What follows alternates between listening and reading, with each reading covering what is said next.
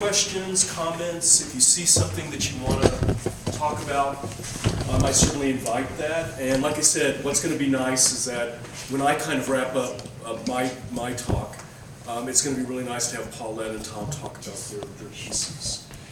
Guys, this is an interesting artist, Harold Gregor. He also taught here in the Midwest. I'm trying to think which school he was at. Illinois, I think it was maybe University of Illinois. He taught there for a while. He actually started off as an abstract expressionist artist, then later became a photorealist.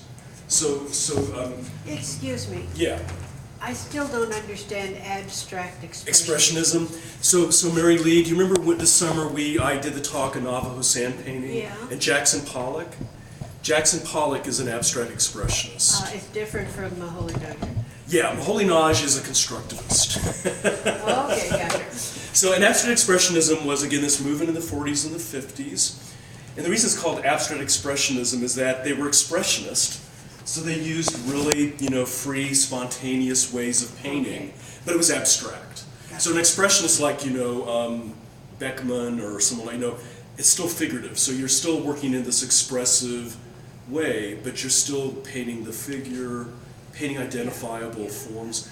The abstract expressionists were non-objective abstraction. I'm thinking of your slide in my saying jazz of but Pollock, those drip paintings. Instead of a clarinet. Yeah. So abstract expressionism was this really radical, abstract style. Mark Rothko, Jackson Pollock. Again, I do research on Robert Motherwell. But Gregor started out as an abstract expressionist, then became what's called a photorealist.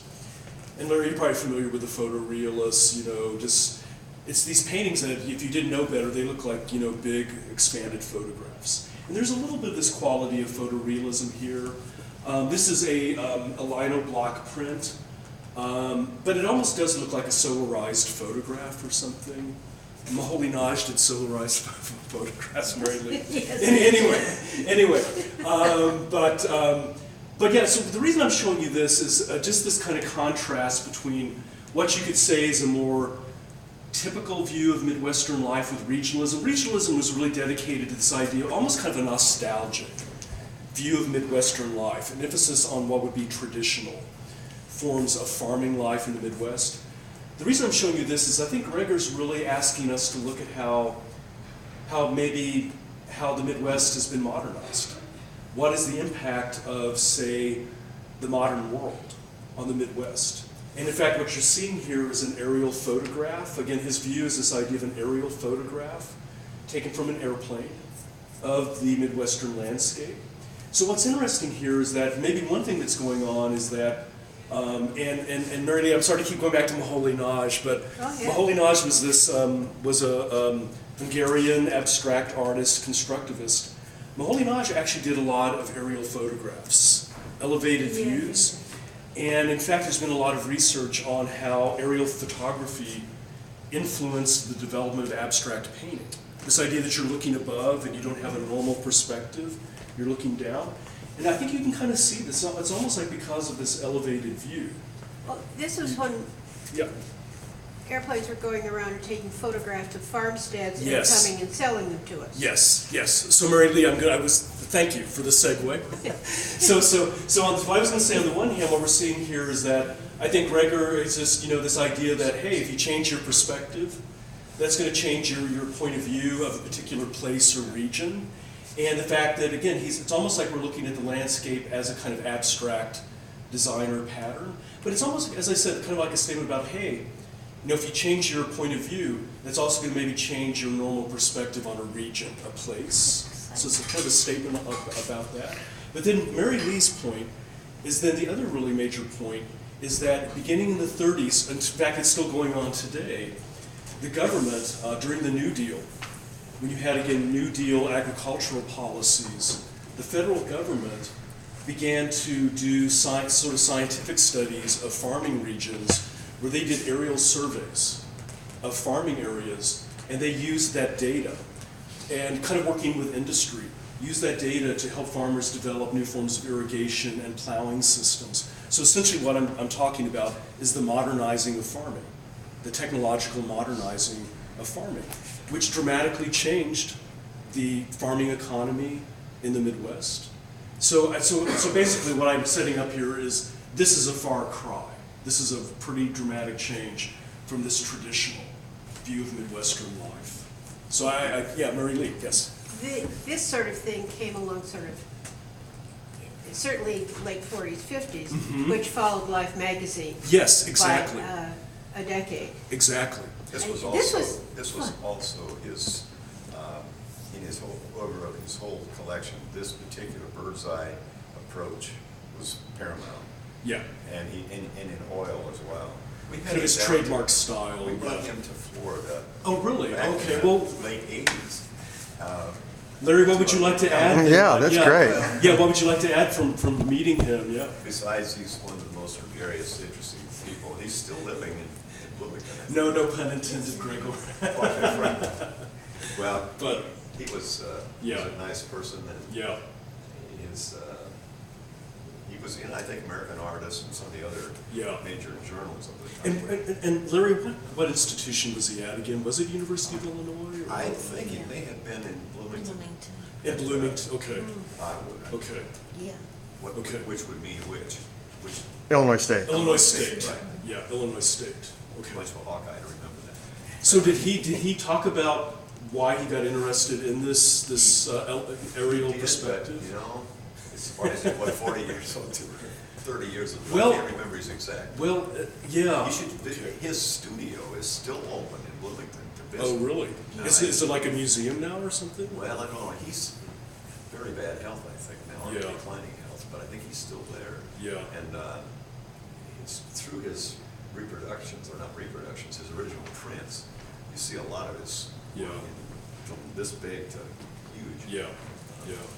Well, as Mary Lee said, in the 40s, 50s, when you had this aerial photography of the farming areas, Life magazine did a lot of articles. Did they? Yeah.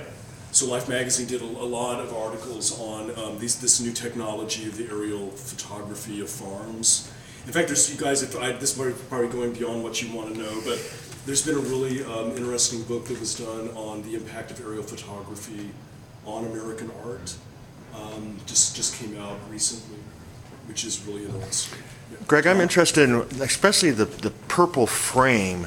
I mean, I understand some of the use of I don't totally understand the use of the colors in the piece, but do you have any idea why he used a purple wooden frame? I don't. Do you know, Paula? Yeah, the print, I was going to say the print was gotten by a matching grant from the Illinois Art Council. Okay. I wrote the proposal and I said we had a strong landscape, in the collection, and that Harold Greger's piece, I was familiar with his work, would really be worth purchasing and part of the landscape show. Yeah. So he through his gallery in Peoria, we were able to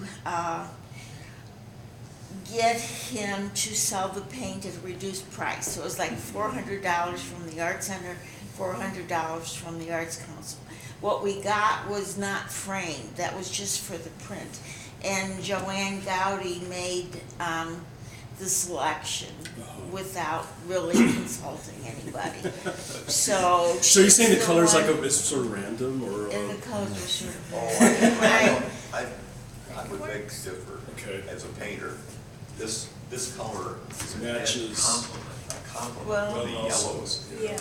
I mean, it's and the violet in the over last hit on the print, so I think it was willful. And from where I am, the purple looks like this. Yeah, it is the same hue, only just a tint of it. Well, that would have been very exciting.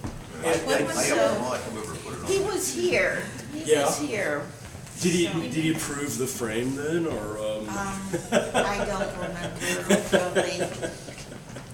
But it's interesting. I think this is an important issue. I don't know if you know this. There's art historians that have they've actually studied frames, history of frames, relationship of paintings to frames. So it's actually it's actually a pretty important issue. Should we take a vote? Should we change the frame? Yeah. How many think this works? Yes. I think, yeah, so if it was random, it was a good randomness, yeah. And then Tom, to try to answer your question. So again, I have to admit, I did try to do some research on him and try to find out why he really took this, this coloristic approach. I mean, it does look like a solarized photograph. And Tom, the only thing I can think of is this whole idea of trying to kind of look at the landscape in a more abstract way, that by doing this effect, he definitely transforms the landscape into kind of just these patterns of color. It increases that abstract effect. So that's how I would maybe try to explain it. It's also the best way to show sunset when you're looking Yeah. down on the land. I mean, those Yeah. yellows, there's cast shadows. Yeah. So Yeah. it's a really Yeah. good device. Yeah. Well, you know what? I was going to then take you down